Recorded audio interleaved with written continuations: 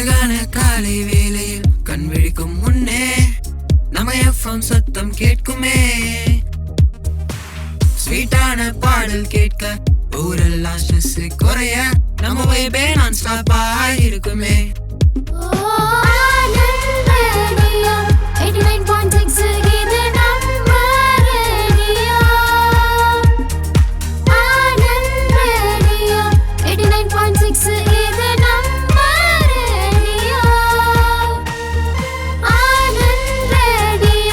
ஊரெல்லாம் கேட்க போறோம், கவலைகள் மாறப்போ.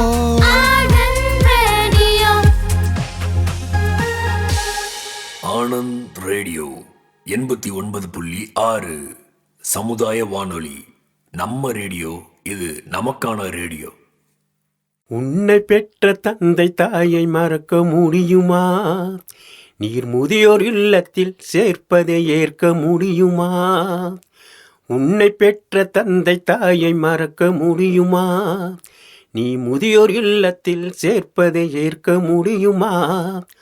10 மாசம் உன்னை சுமந்து பெற்ற தாயடா, உன்னை தோளின் மீதும் நெஞ்சின் மீதும் போட்ட தந்தையடா. 10 மாதம் உன்னை சுமந்து பெற்ற தாயடா, உன்னை தோளின் மீதும் நெஞ்சின் மீதும் சுமந்த தந்தையடா. அன்பை மறந்து அறிவை இழந்து நீயும் போரியடா, அன்பை மறந்து அறிவை இழந்து நீயும் போரியடா. உன்னை பெற்ற தந்தை தாயை மறக்க முடியுமா? நீ முதியோர் இல்லத்தில் சேர்ப்பதை ஏற்க முடியுமா? பட்டினியாய் கிடந்தாலும் பாலை கொடுத்தவள், நீ பசியாரும் இன்பத்திலே தன்னை மறந்தவள். பட்டினியாய் கிடந்தாலும் பாலை கொடுத்தவள், நீ பசியாரும் இன்பத்திலே தன்னை மறந்தவள். துன்பம் வந்த போதினிலும் துணிந்து வளர்த்தவள், துன்பம் வந்த போதினிலும் துணிந்து வளர்த்தவள். எந்த நோய் நொடிகள் வந்த போதும் உன்னை காத்தவள், அந்த நோய் நொடிகள் வந்த போதும் உன்னை காத்தவள். உன்னை பெற்ற தந்தை தாயை மறக்க முடியுமா? நீ முதியோர் இல்லத்தில் சேர்ப்பதை ஏற்க முடியுமா? உன்னை படிக்க வைக்க இரவும் பகலும் உழைத்த தந்தையடா, நீ வேலை வாங்க பல லட்சம் கொடுத்த தந்தையடா. உன்னை படிக்க வைக்க இரவும் பகலும் உழைத்த தந்தையடா, நீ வேலை வாங்க பல லட்சம் கொடுத்த தந்தையடா. உனக்காக அனைத்தையுமே இழந்த பெற்றோர்கள், உனக்காக அனைத்தையுமே இழந்த பெற்றோர்கள். நீ நன்றி கெட்ட மனிதனாக நீயும் இருப்பதேன், நீ நன்றி கெட்ட மனிதனாக நீயும் இருப்பதேன். உன்னை பெற்ற தந்தை தாயை மறக்க முடியுமா? நீ முதியோர் இல்லத்தில் சேர்ப்பதை ஏற்க முடியுமா? உன்னை பெற்ற தந்தை தாயை மறக்க முடியுமா? நீ முதியோர் இல்லத்தில் சேர்ப்பதை ஏற்க முடியுமா? 10 மாதம் உன்னை சுமந்து பெற்ற தாயடா, உன்னை தோளின் மீது நெஞ்சின் மீதும் போட்ட தந்தையடா. 10 மாதம் உன்னை சுமந்து பெற்ற தாயடா, உன்னை தோளின் மீதும் நெஞ்சின் மீதும் சுமந்த தந்தையடா. அன்பை மறந்து அறிவை இழந்து நீயும் போரியடா, அன்பை மறந்து அறிவை இழந்து நீயும் போரியடா. உன்னை பெற்ற தந்தை தாயை மறக்க முடியுமா? நீர் முதியோர் உள்ளத்தில் சேர்ப்பதை ஏற்க முடியுமா? நீ முதியோர் இல்லத்தில் சேர்ப்பதை ஏற்க முடியுமா? பெரியவங்கன்னா அவங்களோட வயசை வச்சு மட்டும் இல்லை, அவங்களோட அனுபவ அறிவு, வாழ்க்கை பக்குவம், இது எல்லாத்தையும் வச்சுதான் வயசுல பெரியவர்னு சொல்லுவாங்க. அப்படியான மூத்தோர்களை நம்ம எல்லாரும் வயசாகிடுச்சுன்னு சொல்லி எல்லா விஷயத்திலையும் ஒதுக்கி வச்சிடுறோம். அவங்களுக்கு நல்லது செய்யறதா நினைச்சு அப்படி செய்யறோம். ஆனா அது அவங்கள ரொம்பவே காயப்படுத்தும். இப்படி மனசளவுல வயசானவங்க காயப்படக்கூடாது, தன்னம்பிக்கையை இழக்க கூடாதுன்னு அவங்களுக்கு தேவையான எல்லாம் கிடைக்கணும் அப்படின்றதுக்காக மத்திய சமூக நீதி மற்றும் அதிகாரமளித்தல் அமைச்சகம் இந்திய சமுதாய வானொலிகள் கூட்டமைப்புடன் சேர்ந்து இந்த மூத்தோருக்கு முதல் வணக்கம் நிகழ்ச்சியை வழங்குறாங்க. என்ன நேயர்களே, நிகழ்ச்சிக்குள்ள போலாமா? மூத்தோருக்கு முதல் வணக்கம். மூத்தோருக்கு முதல் வணக்கம். முதியோர் நலன் பேணுவோம், சமுதாய நலன் காப்போம். நண்பர்களுக்கு வணக்கம். எல்லாரும் எப்படி இருக்கீங்க? இன்னைக்கு நம்மள மாதிரி இருக்கக்கூடிய வயசானவங்களோட பெருமைகள், அவங்களோட அனுபவங்கள் எல்லாமே இந்த சமூகத்துல ஒரு அடித்தளத்தை உருவாக்க விலைமதிப்பில்லாத ஒண்ணா இருக்கு. வயசானவங்களோட வாழ்க்கை ரொம்பவும் அர்ப்பணிப்பானது. முதுமையினால ஏற்பட்ட அவங்களோட தோல் சுருக்கங்கள் பல கதைகளை சொல்லும். இன்னும் சொல்ல போனா பெரியவங்களோட ஒவ்வொரு வார்த்தைகளும் முத்துக்கள் மாதிரி. பெரியவங்க மேல மதிப்பும் மரியாதையும் வச்சிருக்கிற எல்லாருக்கும் இந்த மூத்தோருக்கு முதல் வணக்கம் நிகழ்ச்சி சமர்ப்பணம். தாத்தா, நீங்க சொல்றது ரொம்ப கரெக்ட். பெரியவங்க மரங்கள் மாதிரி. அவங்களோட நிழல்ல இருக்கும்போதுதான் நாம நிம்மதியா இருந்தோம். ஆனா காலம் மாறும்போது நம்மள நல்லா வச்சிருந்த வயசானவங்களோட அமைதி குறைஞ்சு போயிருது. வயசான காலத்துல அவங்களுக்கு அரவணைப்பும் ஆலோசனையும் அதிகமா தேவைப்படுது. அதுக்காகத்தான் அரசு வயசானவங்களுக்காக பல திட்டங்களை அறிமுகப்படுத்தி அவங்களோட வாழ்க்கைய கஷ்டம் இல்லாம இருக்க பல முயற்சிகளை எடுத்துட்டு வர்றாங்க. ஆமா லட்சுமி கண்ணு, இந்த திட்டங்கள் மூலமா வயசானவங்களோட பிரச்சனை தீர்றது மட்டும் இல்லாம அவங்க கண்ணியமா வாழவும் மகிழ்ச்சியா இருக்கவும் உதவியா இருக்கும். வயசானவங்கள கவனிச்சா மட்டும் போதாது, அவங்களோட உணர்வுகளுக்கு மதிப்பு கொடுத்து அவங்கள மரியாதையா நடத்தணும். எந்த வகையிலையும் அவங்க தன்னம்பிக்கையை இழந்துடக்கூடாதுன்னு பல திட்டங்கள் மூலமா உதவி பண்றாங்க. அந்த திட்டங்கள் என்னென்னு பாப்போமா? நாம சொல்றது ஏதாவது ஒரு வகையில மத்தவங்களுக்கும் பயனுள்ளதா இருக்கும்லமா? ஆமா தாத்தா, ஃபர்ஸ்டா நம்ம பார்க்க போறது மூத்த குடிமக்களுக்கான ஒருங்கிணைந்த திட்டம். பராமரிப்பு இல்லாம தனிமையில வாழ்ந்துகிட்டு புறக்கணிப்போடு இருக்கக்கூடிய முதியவங்களுக்கு இந்த திட்டம் ஒரு வரப்பிரசாதம்னே சொல்லலாம். இந்த திட்டத்துக்கு கீழே தான் தொண்டு நிறுவனங்கள், முதியோர் இல்லங்கள், பராமரிப்பு மையங்களுக்கு தேவையான வசதிகளும் ஆதரவும் கிடைக்குது. ஏதோ ஒரு வகையில மூத்த குடிமக்களுக்கான ஒருங்கிணைந்த திட்டம் மூலமா அவங்களுக்கு தேவையான ஆறுதலும் பாதுகாப்பும் கிடைக்குது. ஓஹோ. அடுத்ததா முதியவர்களுக்கான உதவி எண் 145667. முதியவங்களுக்கு அரசோட சேவைகள் பெறதுல எந்த ஒரு சிக்கலும் இருக்கக்கூடாது அப்படிங்கிறதுக்காக தான் நம்ம மத்திய சமூக நீதி மற்றும் அதிகாரம் அளித்தல் அமைச்சகம் கொண்டு வந்திருக்கிற ஒரு உதவி எண் தான் இந்த 145667. ஓய்வூதியம் சம்பந்தமான தகவல்கள், சட்ட பிரச்சனைகள், ரேஷன் கார்டு ஏதாவது எடுக்கணும்னாலும், வீட்டு வசதி திட்டங்கள் பற்றி தெரிஞ்சுக்கிறவும், ஆயுஷ்மான் அட்டைகள் வாங்கவும் நம்ம இந்த உதவி எண்ணுக்கு கால் பண்ணாலே போதும். நல்ல விஷயம்மா. அது மட்டும் இல்ல தாத்தா, வயசானவங்களை பராமரிக்க அனுபவம் உள்ளவங்க தேவைப்படுறதுனால பெரியவங்களை எப்படி பராமரிக்கிறது, அவங்களை எப்படி கையாள்றதுங்கிற பயிற்சியும் கொடுக்கறாங்க.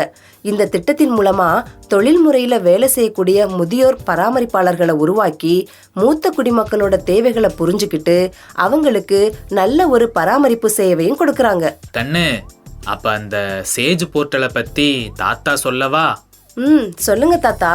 அதாவது இத senior care ageing growth engine அப்படின்னு சொல்லுவாங்க. இந்திய அரசாங்கத்தோட சமூக நீதி மற்றும் அதிகாரமளித்தல் அமைச்சகம் முதியோர் பராமரிப்பு பொருட்கள் மற்றும் சேவைகளை மேம்படுத்துறதுக்காக கொண்டு வந்திருக்கிற ஒரு முயற்சி தான் இந்த போர்ட்டல். புதுசா தொழில் தொடங்கக்கூடிய, அதுவும் குறிப்பா வயசானவங்களுக்காக பராமரிப்பு பொருட்கள் தயாரிக்கக்கூடியவங்க, அது சம்பந்தமான தொழில் தொடங்கணும்னு நினைச்சாங்கன்னா இந்த ஒரு போர்ட்டலை அவங்க பயன்படுத்திக்கிற முடியும். இது மூலமா வயசானவங்களுக்கு தேவையான பொருட்களை, சேவைகளை அடையாளம் கண்டுபிடிச்சு அதை தயாரிச்சு அதுக்கான தீர்வுகளை கொடுத்து மதிப்பீடு செஞ்சு சரிபார்த்து ஒருங்கிணைக்கிறது, இது எல்லாமே இந்த சேஜ் திட்டத்துக்கு கீழே மத்திய சமூக நீதி மற்றும் அதிகாரமளித்தல் அமைச்சகம் கொண்டு வந்திருக்காங்க. கண்டிப்பா இது மூலமா மூத்த குடிமக்களுக்கான நிறைய தேவைகள் பூர்த்தி பண்ணப்படும். சூப்பர் தாத்தா. அப்புறம் வறுமை கோட்டுக்கு கீழே உள்ள வயசானவங்களுக்கு தேவையான மருத்துவ உபகரணங்கள், அதாவது வாக்கிங் ஸ்டிக், சக்கர நாற்காலி, காது கேட்கும் கருவி, இன்னும் நிறைய உதவி சாதனங்களை இலவசமா ராஷ்டிரிய வயோஸ்ரீ யோஜனா திட்டம் மூலமா வாங்கலாம். ஆமா கண்ணு, அதே மாதிரி ஆயுஷ்மான் பாரத் யோஜனா திட்டம் மூலமா மூத்த குடிமக்கள் கண் அறுவை சிகிச்சை இலவசமா செய்ய முடியும். அப்புறம் அவங்களுக்கு தேவையான அத்தியாவசிய சுகாதார சேவைகளையும் இது மூலமா அவங்க பெற்றுக்கொள்ள முடியும் லட்சுமி கண்ணு. பெற்றோர் மற்றும் மூத்த குடிமக்களின் பராமரிப்பு நலன் சட்டம்னு ஒண்ணு இருக்கு தாத்தா. வயசானவங்க நிதி தேவைகளுக்கு யாரையும் எதிர்பார்த்து இருக்க கூடாதுன்னு இந்த திட்டம் மூலமா நிதி உதவி வழங்குறாங்க. இந்த திட்டங்களோட நோக்கமே வயசானவங்களோட பிரச்சனைகளை தீர்க்கிறது மட்டும் இல்ல, அவங்க வாழ்க்கை தரத்தை மேம்படுத்துறது தான். வயசானவங்களோட பராமரிப்பு பத்தி நாம பேசும்போது அவங்களோட உடல் நலம் எவ்வளவு முக்கியமோ அதே அளவுக்கு அவங்களோட உணர்வுகள் மதிக்கப்படுறதும் முக்கியம். நீங்க சொல்றதும் சரிதான் தாத்தா. இந்த கால இளைஞர்கள் வயசானவங்களோட சேர்ந்து பழகும்போதுதான் வாழ்க்கையோட பல விஷயங்களை ரொம்ப ஈஸியா தெரிஞ்சுக்க முடியும். அதே மாதிரி வயசானவங்களுக்கும் தனிமைப்படுத்தப்பட்ட உணர்வு இருக்காது. இந்த கால இளைஞர்கள்கிட்ட இருந்து அவங்களும் புதுசா நிறைய விஷயங்களை கத்துக்கிடலாம்ல. சரியா சொன்ன லட்சுமி கண்ணு. கத்துக்கிறதுக்கு வயசு ஒரு தடையே இல்ல. வயசானவங்க புதுசு புதுசா கத்துக்கிட்டே இருக்கலாம், புத்தகங்கள் படிக்கலாம். ஆன்லைன்ல இப்ப எல்லாம் எக்கச்சக்கமான கோர்சஸ் இருக்கு, அதுல ஜாயின் பண்ணி படிக்கலாம். இப்படி ஒரு நாளும் ஏதாவது ஒன்ன புதுசா கத்துக்கிறது மூலமா ரொம்ப உற்சாகமா செயல்பட முடியும். என்ன லட்சுமி கண்ணு, தாத்தா சொல்றது சரிதானே? தாத்தா சொன்னா தப்பா இருக்குமா? வயசானவங்களுக்கு எல்லா விஷயங்களும் எளிதான வகையில கிடைக்கிற மாதிரி இருக்கிற சூழ்நிலைய மாத்தி அமைக்கணும். ரொம்ப முக்கியமா வயசானவங்களோட பாதுகாப்பை உறுதி செய்யணும். சரி லட்சுமி கண்ணு, நீ இந்த வெள்ளி பொருளாதாரம் பத்தி கேள்விப்பட்டிருக்கியா? வெள்ளி பொருளாதாரம்னு ஒண்ணு இருக்கு. இத நிறைய பேரு கேள்விப்பட்டிருக்க மாட்டீங்கன்னு நினைக்கிறேன். நிறைய வயசானவங்களுக்கு வேலை செய்யணும்னு ஆசை இருக்கும்ல, அந்த ஆசைய நிறைவேற்றுற விதமா வெள்ளி பொருளாதாரம் மூத்த குடிமக்கள் புதுசா தொழில் தொடங்கவும் சுய சார்புடையவர்களா மாறுறதுக்கும் வாய்ப்புகளை உருவாக்கி தருதுமா. தெரியும் தாத்தா, இது ஒரு நல்ல விஷயம். வயசானவங்களுக்கு கூடுதலா நிதி, கல்வி அறிவு இதெல்லாம் ரொம்ப முக்கியம். இது மூலமா ஓய்வூதிய திட்டம், சேமிப்பு திட்டம் இதெல்லாம் பத்தி தெரிஞ்சுக்கவும் அவங்களோட பொருளாதாரத்தை சிறப்பா கையாளவும் இந்த வெள்ளி பொருளாதாரம் உதவியா இருக்கும். நம்ம லட்சுமி கண்ணுக்கு தெரியாத விஷயம் எதுவும் இருக்குமா என்ன? அப்புறம் லட்சுமி கண்ணு, வயசான காலத்துல மனசை ஆரோக்கியமா வச்சுக்க வேண்டியது அத்தியாவசியம். அப்படி வச்சுக்கிறது மூலமா தனிமையையும் மன அழுத்தத்தையும் நாம தடுக்க முடியுமா? ஆனா அதை தடுக்கணும்னா முடிஞ்ச அளவு குடும்பத்தில் இருக்கிற மற்றவங்க வயசானவங்களோட அதிகமான நேரத்தை செலவழிக்கணும். மன ஆரோக்கியம் எவ்வளவு முக்கியமோ அதே அளவுக்கு உடல் ஆரோக்கியமும் முக்கியம் தாத்தா. அதனால வயசானவங்க அவங்க உடலை பாதுகாக்க உடற்பயிற்சி செய்யற மாதிரியான சூழலை உருவாக்கி அவங்கள உற்சாகப்படுத்தணும். சரியா சொன்ன லட்சுமி கண்ணு. நண்பர்களே, நிகழ்ச்சி கேட்டுட்டு இருக்கிற நீங்க என்ன பண்றீங்கன்னா, இது மாதிரி யோசனைகளையும் திட்டங்களையும் முயற்சிகளையும் உங்க குடும்பத்துல இருக்க உங்களை சுத்தி இருக்க வயசானவங்க கிட்ட கொண்டு போய் சேர்க்கணும். பெரியவங்களோட ஆசீர்வாதமும் அவங்களோட அறிவும் எங்களை மாதிரி அடுத்த தலைமுறை மக்களுக்கு ரொம்ப அவசியம்.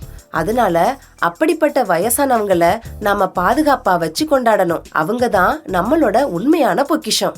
சரி நேயர்களே, இவ்வளவு நேரம் நாங்க பேசுனதை கேட்டீங்க இல்லையா? இப்ப உங்களுக்காக ஒரு வானொலி நாடகம் தயார் பண்ணியிருக்கிறோம், அதை கேட்டு வரீங்களா?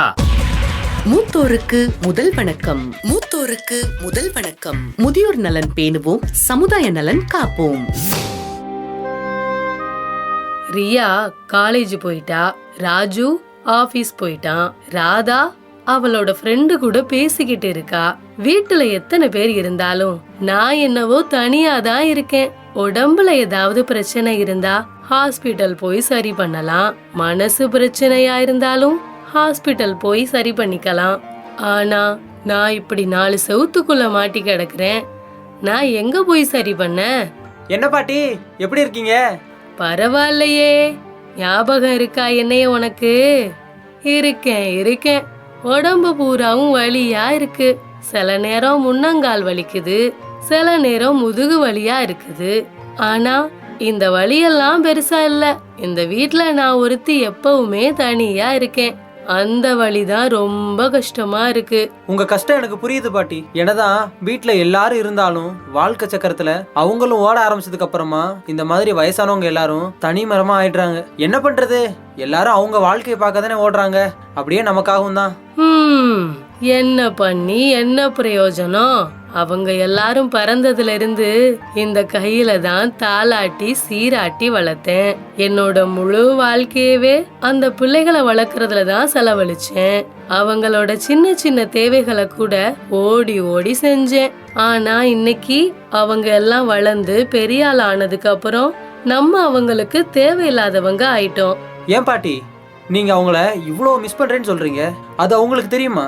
அவங்க கிட்ட உட்காந்து உங்க மனசுல இருக்க எல்லாத்தையும் கொட்டிட வேண்டியதானே? ஒரு ட்ரை பண்ணி பாருங்களேன். பார்க்கலாம். அம்மா, பாட்டிக்கு என்னாச்சு? ஏன் ஒரு மாதிரி இருக்காங்க? அவங்க முகம் ரொம்ப வாட்டமா இருக்கேம்மா. நம்ம எல்லாரும் பிஸியா இருக்கிறதுனால பாட்டி தனியா இருக்கிறது உங்களுக்கு கஷ்டமா இருக்கோ என்னவோ? நானும் ஒரு 6 மாசமா பாக்குறேன். நம்ம எல்லாருமே வேலைன்னு ஓடிடுறோம். அத்தை மட்டும் வீட்டுல தனியா இருக்காங்க. ஒருவேளை அவங்களுக்கு நம்ம எல்லாம் அவங்க கூட உட்கார்ந்து டைம் ஸ்பெண்ட் பண்ண மாட்டோங்கிற கவலை வந்திருக்குன்னு நினைக்கிறேன். என் மனசுக்குள்ளயும் அந்த வருத்தம் இருக்கத்தான் செய்யுது. சரி, உங்களுக்கு இப்படி ஒரு நினைப்பு இருக்குது, அதையாச்சும் வெளிப்படையா பாட்டி கிட்ட உட்கார்ந்து கேட்டிருக்கீங்களா? தப்புதான். நான் என்ன பண்றது? நானும் உங்களுக்காகத்தானே ஓடுறேன். இப்ப கூட நாமளே பேசிட்டு இருக்கிறத விட்டுட்டு வாங்க உடனே போய் பாட்டி கிட்ட பேசுவோம். பாட்டி, பாட்டி. என்னப்பா, என்ன ஆச்சு? பாட்டி, எங்க எல்லாருக்கும் இன்னைக்கு நீங்க கதை சொல்றீங்க. எப்படி நாங்க சின்ன பிள்ளையா இருக்கும்போது நிலாவை பார்த்து எங்களுக்கு சாப்பாடு போட்டுக்கிட்டே கதை சொல்வீங்க, தூங்கும் போது விதவிதமா கதை சொல்வீங்களே, அது மாதிரி இப்பயும் ஒரு கதை சொல்லுங்க பாட்டி. என்னவோ நீங்க ஒரு மாதிரி இருக்கீங்க, அதனால நாங்க இன்னைக்கு வந்து இப்படி பேசுறோம்னு நினைச்சிடாதீங்க. இனிமே ஒரு நாளும் நாங்க உங்ககிட்ட வந்து கதை கேட்போம். எப்படி நீங்க முன்னாடி கதை சொல்லுவீங்களோ அது மாதிரி தினமும் இனிமே எங்களுக்கு கதை சொல்லணும். என்னம்மா, சொல்லுவீங்களா? என்ன அத்தை, எதுவுமே பேச மாட்டேங்கிறீங்க? நீங்க இல்லாம நாங்க இல்ல அத்தை. இனிமே நீங்க தான் முக்கியம். எனக்கு என்ன காசு வேணுமா இல்ல சொத்து சோகம் வேணுமா? நீங்க தானே என் சொத்து, நீங்க தானே என் சந்தோஷம், நீங்க தானே எனக்கு எல்லாமே. இப்படி வந்து பேசும்போது இதை விட இந்த பாட்டிக்கு, இந்த வயசானவளுக்கு என்ன வேணும்? என் உடம்புல உள்ள எல்லா நோயும் பறந்து போயிருச்சு. மூத்தோருக்கு முதல் வணக்கம். மூத்தோருக்கு முதல் வணக்கம். முதியோர் நலன் பேணுவோம், சமுதாய நலன் காப்போம். என்ன நண்பர்களே, வானொலி நாடகத்தை கேட்டீங்களா? நம்ம வீட்டில் இருக்கிற வயசானவங்களை மகிழ்ச்சி படுத்தணும்னா நாம அவங்களுக்கு விலை உயர்ந்த பரிசு பொருட்கள் தான் வாங்கி கொடுக்கணும்னு இல்லை.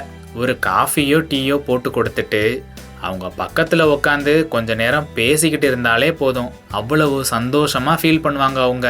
இதை கேட்கும் போதெல்லாம் இதெல்லாம் ஒரு விஷயமா அப்படின்னு உங்களுக்கு தோணலாம். ஆனா அந்த தருணம் தான் விலை மதிப்பில்லாதது. நம்ம வீட்டுல இருக்கிற வயசானவங்களோட வாழ்க்கை அனுபவங்கள், அவங்களோட அறிவு, அவங்க சந்திச்ச சவால்கள், இது எல்லாமே நம்ம எதிர்காலத்துக்கு அத்தியாவசியமான ஒண்ணுன்னு புரிஞ்சுக்கிட்டு அவங்கள பொக்கிஷமா பாதுகாக்கணும். இதை விட ரொம்ப அழகா யாராலையும் சொல்ல முடியாது லட்சுமி. ஆனா ஒரு சோகமான விஷயம் என்னன்னா, ரன் ரன் ரன்னு எல்லாரும் வாழ்க்கையில ரொம்ப வேகமா ஓடிக்கிட்டு இருக்கோம். பாவம், அவங்க என்ன பண்ண முடியும்? எல்லாரோட வாழ்க்கை முறையுமே இப்படி மாறிடுச்சு. இதெல்லாம் நினைச்சு பார்க்கும்போது தான் மனசு ரொம்ப கஷ்டமா இருக்கு. என்னதான் பரபரன்னு வாழ்க்கையில ஓடிக்கிட்டு இருந்தாலும் நம்ம யாருக்காவது நேரம் கொடுக்கணும்னு நினைச்சா கண்டிப்பா கொடுக்க முடியும் தாத்தா. சொல்லுங்க, பிடிச்சவங்க கிட்ட யாராவது பேசாம இருக்காங்களா? எப்படியாவது நேரம் ஒதுக்கி பேசத்தானே செய்யறோம். அதே மாதிரி பெரியவங்க கிட்ட பேசினா என்ன? அவங்க கிட்ட பேச நமக்கு விருப்பம் இல்ல, அவ்வளவுதான். மத்தபடி நேரம் இல்ல, வேலை இருக்குன்னு சொல்றதெல்லாம் நம்ப முடியாத ஒண்ணுதான். நிறைய பேர் நினைக்கிறது வயசான ஆட்கள் கிட்ட பேசுறதுக்கு என்ன இருக்கு அப்படிங்கிறது தான். ஆனா அவ்வளவு கதைகள் இருக்கு அவங்க கிட்ட பேச. ஆமா லட்சுமி, நீ சொல்ற மாதிரி நான் சின்ன வயசா இருக்கும்போது எங்க தாத்தா பாட்டி அவங்க காலத்து கதையெல்லாம் எக்கச்சக்கமா சொல்லுவாங்க. அதை சொல்லும்போது அவங்க முகத்தை பார்க்கணுமே, அவ்வளவு சந்தோஷமா இருக்கும். எனக்கும் சின்ன வயசுல அந்த கதைகளை கேட்க ரொம்ப பிடிக்கும். ஆனா வளர வளர அந்த கதையில என்ன இருக்குன்னு அதை நான் முக்கியமா நினைக்கல. ஆனா பெரிய ஆள் ஆனதுக்கு அப்புறம் தான் தெரிஞ்சது, அவங்க சொன்னது எல்லாம் கதை கிடையாது, நம்ம இந்த வாழ்க்கைய எப்படி அணுகணும்னு சொல்லி கொடுத்துட்டு போன பாடம்னு. உண்மைதான் தாத்தா. அவங்க சொல்ற கதையெல்லாம் ஆழமா கேட்டு உணர்ந்தாதான் தெரியும், நம்ம வாழ்க்கையில சவால்களையும் போராட்டங்களையும் சந்திக்கும் போதுதான் அந்த கதைகள் நமக்கு எவ்வளவு உதவியா இருக்கும்னு. ஏன்னா அவங்க சொன்னது வெறும் கதை மட்டும் கிடையாது, அவங்க கடந்து வந்த பாதை. அந்த கதைகள் நமக்கு சொல்றது என்ன தெரியுமா? இந்த வாழ்க்கையில எது சரி எது தப்பு, அத நம்ம எப்படி அணுகணும்னு. அத புரிஞ்சுக்கிட்டா அவங்கள நம்ம பொக்கிஷமா பாதுகாப்போம். அதனால உங்க வீட்டில் யாராவது பெரியவங்க இருந்தாலோ, உங்க வீட்டை சுத்தி யாராவது பெரியவங்க இருந்தாலோ அவங்களோட நிறைய நேரம் உட்காந்து பேசுங்க, அவங்க கதைகளை கேளுங்க. வயசான காலத்துல யாருமே அவங்க கிட்ட வந்து பேசல அப்படின்ற எந்த எண்ணமும் இருக்கக்கூடாது. அவங்க எல்லாருக்கும் முக்கியமானவங்க அப்படின்றத அவங்களுக்கு புரிய வைக்கிறதுக்கு நாம இந்த நடவடிக்கையை கொஞ்சம் கொஞ்சமா எடுப்போமா?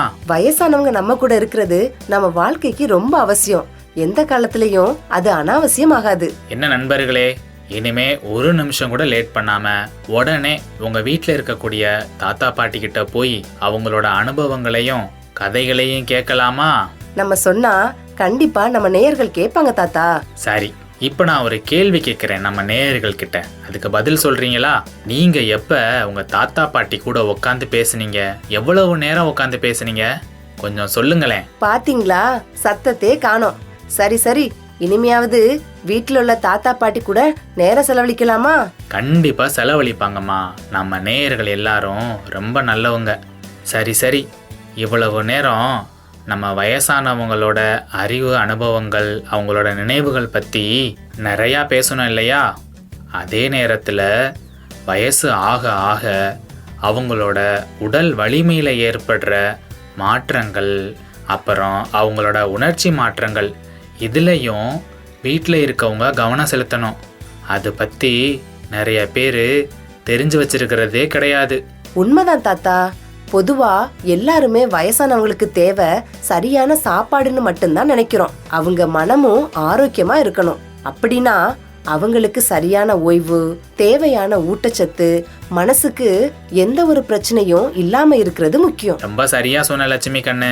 வீட்டில் உள்ள பெரியவங்க ஏன் ஒரு மாதிரி இருக்காங்க, ஏன் அமைதியா இருக்காங்க, ஏன் சின்ன சின்ன விஷயங்களுக்கெல்லாம் எரிச்சல் அடைகிறாங்க, இதை என்னைக்காவது கவனிச்சிருக்கமான்னு யோசிப்போம். அதுக்கு ஒரு துளி கூட வாய்ப்பில்லை தாத்தா. பொதுவா வயசானவங்கனாலே எரிஞ்சு தான் விழுவாங்க. அதுங்க அப்படித்தான், அது கிடக்குது அப்படின்னு கடந்துதான் போவோம். அதுக்கு காரணம் அவங்களோட மனசு சோர்வடைஞ்சு போய் இருக்கிறதா கூட இருக்கலாம். பொதுவா வயசானவங்க அவங்க மனசுல உள்ளத யாருக்கிட்டையும் சொல்ல மாட்டாங்க. அதனால கூட அவங்களுக்கு மனசோர்வு வரலாம் தாத்தா. அதனால தான் மறுபடியும் சொல்றேன், வயசானவங்க கூட டைம் ஸ்பெண்ட் பண்றது மட்டும் இல்லாம அவங்களோட உணர்ச்சிகளுக்கும் மதிப்பு கொடுக்கணும். அவங்களோட பேசுறேன்னு சொல்லி அவங்க மனசை காயப்படுத்தக்கூடாது, அவங்கள புரிஞ்சுக்கிறணும். இத பத்தி இன்னும் நிறைய விரிவா பேசுறதுக்கு ராமநாதபுரம் மாவட்ட மனநல ஆலோசகர் திரு அஷ்ரப் அலி வந்திருக்காங்க. வாங்க அவங்க என்ன சொல்றாங்கன்னு கேட்போம். நேயர்களுக்கு வணக்கம். முதியோர்களுக்கு ஏற்படுற மன அழுத்தம் பத்தின கருத்துக்களை இப்ப நம்ம எல்லாருக்கும் தெரியப்படுத்துறதுக்காக நம்ம கூட இணைஞ்சிருக்காங்க திரு அஷ்ரப் அலி சார். வணக்கம் சார். கடலோசை எஃப்எம் வானொலி நேயர்களை காற்றலையின் மூலம் சந்திப்பதில் பெருமகிழ்ச்சி அடைகின்றேன். என்னுடைய பெயர் அஷ்ரப் அலி. ராமநாதபுரம் மாவட்டத்தில் இயங்கி வரும் மாவட்ட மனநல திட்டத்தின் கீழ் கடந்த 17 வருடங்களுக்கு மேலாக மனநல ஆலோசகராக பணி செய்து வருகின்றேன். வயதானவர்களுக்கு ஏற்படுகின்ற மனநல பிரச்சனையின் முக்கியமாக மன அழுத்தம் குறித்து உங்களிடம் சில கருத்துக்களை பகிர்ந்து கொள்ள விரும்புகின்றேன். இப்போ முதல் கேள்வி என்னன்னா, பொதுவா வயசானவங்களுக்கு இருக்கிற மன அழுத்தம் என்ன சார்? வயோதிகம் காரணமாக முதியவர்கள் சந்திக்கின்ற மனநல பிரச்சனைகளில் முக்கியமானது மன அழுத்தம். இதற்கான அடிப்படை காரணம் உடலில் ஏற்படுகின்ற மாற்றங்கள். சர்க்கரை வியாதி, ஹைப்பர் டென்ஷன் என்ற இரத்த அழுத்த நோய், எலும்பு தேய்மானம், நோய் எதிர்ப்பு சக்தி குறைதல், இது போன்ற வயோதிகத்தில் ஏற்படுகின்ற நோய்களால் மன அழுத்தத்திற்கு உட்படுகிறார்கள். சமூக காரணிகளால் வயதானவர்கள் மன அழுத்தத்திற்கு உட்படுகிறார்கள். வாலிப பருவத்தில் சம்பாதிக்கின்ற திறன் குன்றி போதல், சமூக அங்கீகாரம், கௌரவம், சமூகத்தோடு ஒன்றி உறவாடுகின்ற நிலை, இவையெல்லாம் குறைந்து போவதன் காரணமாக மன அழுத்தத்திற்கு உட்படுகிறார்கள். அதுபோன்று குடும்ப காரணிகளால் மன அழுத்தத்திற்கு உட்படுகிறார்கள். வயதானவர்களை கைவிடுவது, அவருக்கான முறையான அங்கீகாரங்கள் வழங்காமல் குடும்ப உறுப்பினர்கள் தவிர்ப்பது, அவர்களோடு உரையாடுவதை குறைத்துக் கொள்வது, முக்கியத்துவம் கொடுக்காமல் தவிர்ப்பது, இதுபோன்ற பல்வேறு குடும்ப காரணிகளால் முதியவர்கள் மன அழுத்தத்திற்கு உட்படுகிறார்கள். முதியவர்கள் எவ்வாறு மன அழுத்தத்தால் பாதிக்கப்பட்டிருக்கிறார்கள் என்பதை எப்படி அறிய முடியும்? குறிப்பாக மன அழுத்தத்தால் அவர்கள் பாதிக்கப்பட்டிருக்கிறார்களா என்பதை அறிவதற்கு அவர்களிடம் எதிர்மறையான எண்ணம், நம்பிக்கையின்மை, குற்ற உணர்வு, உதவியற்ற நிலை, தான் தகுதியில்லாதவன் போன்ற எண்ணம், எரிச்சல் உணர்வு, எதிலும் ஆர்வமின்மை, தினசரி வேலையில் ஆர்வமில்லாமல் இருப்பது, கவனச்சிதறல், நினைவாற்றல் குறைந்து போதல், தூக்கமின்மை அல்லது அதீத தூக்கம் அல்லது அதிகாலையில் விழிப்பது, அதிக பசி அல்லது பசியின்மை, தற்கொலை எண்ணம், தலைவலி மற்றும் உடல்வலி, இது போன்ற காரணிகள் 2 வாரங்களுக்கு மேலாக முதியவர்களிடம் தென்பட்டால் அவர்கள் மன அழுத்தத்தால் பாதிக்கப்பட்டிருக்கிறார்கள் என்பதை அறிய முடியும். எப்பயுமே கோவத்தோடையும் எரிச்சலோடையும் இருக்கிற பெரியவங்க கிட்ட நம்ம எப்படி நடந்துக்கணும் சார்? பொதுவாக வயதானவர்களுக்கு மன அழுத்தத்தை குறைப்பதற்கான சில பயிற்சிகளை மேற்கொள்ள முடியும். அதாவது முதியவர்கள் இல்லத்தில் இருப்பவர்களுக்கும் சரி, தனிமையில் இருக்கின்ற வயதியர்களுக்கும் சரி, உடற்பயிற்சி, தியானம் இது போன்றவைகளை கற்றுக் கொடுப்பது, போதுமான தூக்கத்தை காண உடல் ஆரோக்கியத்தை பேணுவது, ஆரோக்கியமான உணவு வழங்குதல் மூலமாகவும், மகிழ்ச்சி தரக்கூடிய செயல்பாடுகளில் அவர்களை ஈடுபடுத்துவதன் மூலம், சமூகத்தோடு சமூக பணி செய்வதற்கான சூழலை ஏற்படுத்துவதன் மூலம், தன்னார்வ செயல்பாடுகளின் மூலம், புதிதாக ஏதாவது ஒரு விஷயத்தை அவர்களுக்கு கற்றுக் கொடுப்பதன் மூலம், சிரிப்புக்கலை பயிற்சி அளிப்பதன் மூலம் அவர்களுடைய முதுமை காலத்தில் ஏற்படுகின்ற மன அழுத்தத்தை குறைக்க முடியும். கண்டிப்பா பொன் நகைகளை விட புன்னகை ரொம்ப சிறந்ததுன்னு சொல்லுவாங்க. ஏன் சார், முதியோர் இல்லத்துல இருக்கக்கூடிய முதியவர்களுக்கெல்லாம் மன அழுத்தம் இருக்குமா? மன அழுத்தம் அதிகரிக்கின்ற பொழுது நான் ஏற்கனவே சொன்னது போன்று தூக்கமின்மை, பசியின்மை, நினைவாற்றலில் பிரச்சனை, வாழ்க்கையின் மீது நம்பிக்கையின்மை, எதிர்மறையான சிந்தனை, எரிச்சல் உணர்வு, இது போன்ற அறிகுறிகள் தோன்றும். முறையான மருத்துவ சிகிச்சையை மேற்கொள்ளாமல் விடும் பொழுது எதிர்மறையான எண்ணங்களால் வாழ்க்கையின் மீது நம்பிக்கை இழந்து போய் இறுதியாக தற்கொலை எண்ணங்கள் தன்னை ஆக்கிரமித்து தற்கொலை நோக்கி நகர்வார்கள். தனிமையில இருக்கிற முதியவர்களுக்கு கவுன்சிலிங் எவ்வளவு அவசியம் சார்? தனிமையாக்கப்பட்ட முதியவர்களுக்கு மனநல ஆலோசனை வழங்குவது அவசியம். அவர்களுடைய எண்ணம், உணர்வு, நடத்தையை புரிந்து கொண்டு அவர்களிடம் மனம் விட்டு அவர்கள் மனதில் உள்ளதை அறிந்து கொண்டு, அவர்களுடைய உணர்வுகளை அறிந்து கொண்டு, அவர்களின் நடத்தையை அறிந்து கொண்டு அவர்களுக்கு ஆலோசனை வழங்குவது மிகவும் அவசியம். குறிப்பாக தனிமையில் இருப்பவர்களுக்கு செல்ல பிராணிகளை வளர்த்தல், கார்டனிங் ஒர்க் என்று அந்த தோட்ட கலை, தண்ணீர் ஊட்டுதல், செடி வளர்த்தல் போன்ற விஷயங்களை அவர்களை ஈடுபடுத்துவதன் மூலம் அவர்களுடைய தனிமையை போக்கி மன அழுத்தத்தை குறைப்பதற்கான ஒரு கருவியாக இவையெல்லாம் அமையும். குறிப்பாக அவர்களுடன் பேசுவதற்கான சூழலை, அவர்கள் பேசுவதை கேட்பதற்கான சூழலை நாம் ஏற்படுத்துவதன் மூலமாக தனிமையில் இருப்பவர்களின் மன அழுத்தத்தை குறைக்க முடியும். ஓகே சார், கடைசியான கேள்வி சார், வயசானவங்களை நம்ம எப்படி புரிஞ்சுக்கணும்? முதியவர்களின் முதுமை காலத்தை 3 விதமாக பிரிக்க முடியும். Independence, interdependence, dependence.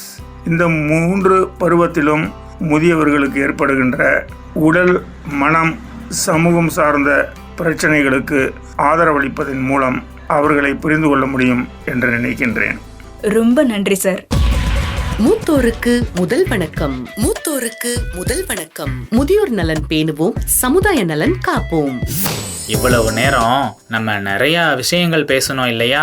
அதுல இருந்து நாம புரிஞ்சுக்க வேண்டியது, வயசானவங்களோட தேவைகளை மட்டும் பூர்த்தி செஞ்சுட்டு நம்ம கடமை முடிஞ்சிருச்சுன்னு நினைச்சிடக்கூடாது. அவங்களோட உணர்வுகளுக்கு மதிப்பளிக்கணும், அவங்களோட தனிமையை போக்க உதவணும், அவங்களுக்கு நாம எப்பவும் மரியாதையை கொடுப்போம், அவங்களுக்காக நாம இருப்போம் அப்படின்றத அவங்க மனசுல பதிய வைக்கணும். சரி, இதெல்லாம் பண்ணதுக்கு அப்புறம் நமக்கு ஒரு கேள்வி வரும் இல்லையா? எல்லாமே பண்ணியாச்சு, இதுக்கப்புறமா வயசானவங்களுக்கு என்னதான் செய்யறதுன்னு. இது எல்லாத்துக்குமே ஆரம்ப புள்ளின்னு ஒண்ணு இருக்கு. அது என்னன்னா, எப்படி சின்ன வயசுல ஸ்கூல்ல விட்டுட்டு போகும்போது நான் அம்மா அப்பா கூட தான் இருப்போன்னு அடம்பிடிச்சு அழுதோம். அப்படி ஒரு அன்பையும் பாசத்தையும் இந்த வயசுல கொடுக்க முடியலாட்டியும் எப்ப எல்லாம் நேரம் கிடைக்குதோ இல்ல கண்டிப்பா நேரத்தை உருவாக்கி வயசான நம்ம அம்மா அப்பா தாத்தா பாட்டி கூட டைம் ஸ்பெண்ட் பண்ணணும். இதுதான் நம்ம மேல சொன்ன எல்லா விஷயங்களுக்குமான முதல் படி. கரெக்டாக சொன்ன லட்சுமி கண்ணு. தியேட்டர் போக டைம் இருக்குது, ஃப்ரெண்ட்ஸ் கூட அவுட்டிங் போக டைம் இருக்குது, டூர் போக டைம் இருக்குது, டெய்லி சாயங்காலம் வெளியே சுற்ற டைம் இருக்குது, டிவியில் சீரியல் பார்க்க கூட டைம் இருக்குது, பக்கத்து வீட்டுக்காரவங்க கூட ஊரு கதை உலக கதை பேச டைம் இருக்குது. இது எல்லாத்துக்குமே நமக்கு டைம் இருக்கும். ஆனால் நம்ம அம்மா அப்பா கூடயோ வீட்டில் இருக்க தாத்தா பாட்டி கூடயோ பேச மட்டும் 5 நிமிஷம் இருக்காது. அப்படி தானே? அதுதானே பிரச்சனையே. நாம் சின்ன வயசாக இருக்கும்போது நம்ம கூட சேர்ந்து விளையாடுறதுக்கும் நாம் கேட்குற கேள்விகள் எல்லாத்துக்கும் பதில் சொல்கிறதுக்கும் கதை சொல்கிறதுக்கும் இப்படி நம்மளை விட்டு கொஞ்ச நேரம் கூட பிரியாமல் இருந்தவங்க தான் நம்மளோட அப்பா அம்மா அப்புறம் தாத்தா பாட்டி. ஆனால் எல்லாரும் வளர்ந்து பெரியாள் ஆனதுக்கப்புறம் அது எல்லாத்தையும் மறந்து போய் வீட்டில் இருக்கிற வயசானவங்கள கண்டுக்கிறதே கிடையாது.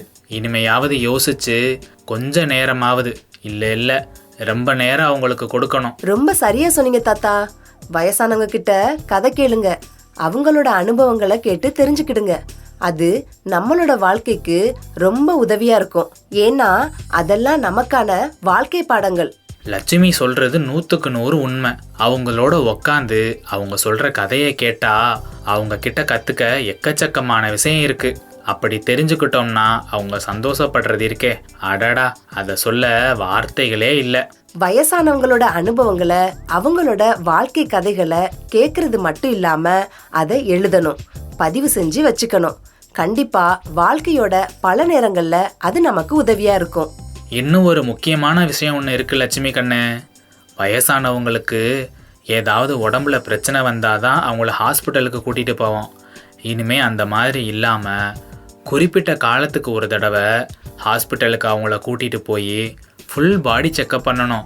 ஆமா தாத்தா, மருத்துவ பரிசோதனை எல்லாம் சரியா செஞ்சு அவங்களுக்கு தேவையான மருந்துகள் எல்லாம் நேரத்துக்கு கொடுக்கணும். அது மட்டும் இல்லாம வயசான என்ன உடற்பயிற்சி முக்கியம் இல்லையா? அவங்க வயசுக்கு ஏத்த மாதிரி உடல் உறுதிக்கு ஏத்த மாதிரி சின்ன சின்ன எக்ஸசைஸை செய்ய வைக்கணும். அவங்கள தனியாக விட்டுறக்கூடாது. தனிமையை அவங்க ஃபீல் பண்ணாங்கன்னா ரொம்ப கஷ்டப்படுவாங்க. அவங்க பழைய ஃப்ரெண்ட்ஸ் எல்லாம் இருப்பாங்கல்ல, அவங்களையெல்லாம் போய் அடிக்கடி சந்திக்கிறதுக்கு நம்மளால் முடிஞ்ச ஏதாவது ஒரு உதவி செய்யணும். பொதுவா வயசான காலத்துல எந்த ஒரு விஷயத்திலயுமே ஈடுபாடு காட்டாம இருக்கிறதும் அவங்களுக்கு கஷ்டத்தை கொடுக்கும். அதனால அவங்களுக்கு பிடிச்ச ஏதாவது ஒண்ணுல ஈடுபட வைக்கணும். நாமளும் அதுக்கு வழிவகை செஞ்சு கொடுக்கணும். எடுத்துக்காட்டுக்கு பாட்டு கேட்க வைக்கலாம், வீட்டில் இடம் இருந்துச்சுன்னா தோட்டம் போட்டு கொடுக்கலாம், புக்ஸ் வாங்கி கொடுக்கலாம், ரைட்டிங்ல இன்ட்ரெஸ்ட் இருந்துச்சுன்னா அதை டெவலப் பண்ண உதவியா இருக்கலாம். இந்த மாதிரி ஏதாவது ஒன்று அவங்கள செய்ய வைக்கிறது மூலமா அவங்க தனிமையில இருந்து வெளியே வர முடியும், பிஸியாகவும் இருப்பாங்க. ஆமாம் நண்பர்களே, நம்ம வீட்டில் இருக்கக்கூடிய வயசானவங்கள நாம் அவங்க சும்மா தெண்டத்துக்கு இருக்கிறாங்க அப்படின்னு நினைக்கக்கூடாது. அவங்க நம்மளுக்கு எவ்வளவு முக்கியம்னு அவங்க நினைக்கிற அளவுக்கு அவங்கள கவனிச்சுக்கிறணும். அதுக்காக நாம ஒன்றும் பெருசா செய்ய தேவையில்லை. நாம உட்கார்ந்து சாப்பிடும்போது அவங்களையும் நம்ம கூட உட்கார வச்சு சேர்ந்து பேசிக்கிட்டே சாப்பிடலாம். பண்டிகை காலங்கள்ல எல்லா விஷயத்திலையும் அவங்களையும் சேர்த்துக்கலாம். இந்த மாதிரி பண்ணும்போது அவங்களுக்கு அது ரொம்ப சந்தோஷத்தை கொடுக்கும். இந்த மாதிரி எல்லாம் பார்த்துக்கிட்டா கண்டிப்பா வயசானவங்க சந்தோஷமா இருப்பாங்க. அவங்களோட அருளும் ஆசையும் எப்பவும் நமக்கு கிடைக்கும். அன்பு தானே வாழ்க்கை. ஒரு சின்ன சிரிப்பு போதும் அவங்கள சந்தோஷப்படுத்த. எப்படி இருக்கீங்கன்னு கேட்டு பாருங்களேன், அப்படியே அவங்க உற்சாகத்துல உருகி போயிருவாங்க. அதனால இப்பவே தொடங்கலாமா நம்ம சுத்தி இருக்கக்கூடிய வயசானவங்களை சந்தோஷமா வச்சுக்கிற வேலைய? பெரியவங்களுக்கு இறக்கம் மட்டும் தேவையில்லை, கவனிப்பும் அன்பும் தான் தேவை. ரொம்ப அருமையா சொன்ன லட்சுமி கண்ணு. எங்க வீட்டுலதான் பெரியவங்களே இல்லைன்னு சில பேர் எடக்கு மடக்கா ஏதாவது கேட்பீங்கன்னு தெரியும். உங்க வீட்டுல இல்லைன்னா என்ன, உங்க பக்கத்து வீட்டுல, உங்க சமூகத்துல, நீங்க போற வர இடங்கள்லன்னு எப்படியாவது நீங்க வயசானவங்கள சந்திப்பீங்க. அவங்க கிட்ட அன்பா இருங்க. கண்டிப்பா இருப்பாங்கம்மா. எந்த வீட்டுல வயசானவங்கள நல்லா பாத்துக்கிறாங்களோ அந்த வீடும் அங்க உள்ளவங்களும் செழிப்பா இருப்பாங்கன்னு எங்க தாத்தா சொல்லுவாரு. எங்க தாத்தா கூட அதைத்தான் எங்களுக்கு சொல்லி வளர்த்தாங்க. என்ன தாத்தா, கரெக்டா சொல்றேனா? ஏன் லட்சுமி கண்ணு சொன்னா தப்பா இருக்குமா? தேங்க்ஸ் தாத்தா. சரி மக்களே, ஏதோ ரேடியோல வயசானவங்கள பாத்துக்கோங்க, அப்படி இருங்க இப்படி இருங்கன்னு சொல்றாங்கன்னு கேட்டுட்டு மட்டும் போயிடாதீங்க. இது நம்மளோட கடமை. கண்டிப்பா நாம சரியா செய்யணும். கண்டிப்பா நம்ம நேயர்கள் கரெக்டா செய்வாங்கம்மா. சரி லட்சுமி கண்ணு, நேரம் ஆயிருச்சு, நிகழ்ச்சியை முடிச்சுட்டு கிளம்புவோமா? ஓகே தாத்தா. என்ன நேயர்களே, நிகழ்ச்சியை கேட்டிருப்பீங்கன்னு நம்புறேன். இந்த நிகழ்ச்சியோட முக்கிய நோக்கம் மூத்தோர்கள் எந்த இடத்துலயும் எந்த காரணத்துக்காகவும் கலங்கி நிக்க கூடாது, தயங்கி நிக்க கூடாதுங்கிறதுக்காக தான். மூத்தோருக்கு முதல் வணக்கம் நிகழ்ச்சியை நம்மளுக்கு வழங்கினது மத்திய சமூக நீதி மற்றும் அதிகாரம் அளித்தல் அமைச்சகம். இது இந்திய சமுதாய வானொலிகள் கூட்டமைப்பின் ஒரு முயற்சி. நன்றி. மூத்தோருக்கு முதல் வணக்கம். மூத்தோருக்கு முதல் வணக்கம். முதியோர் நலன் பேணுவோம், சமுதாய நலன் காப்போம்.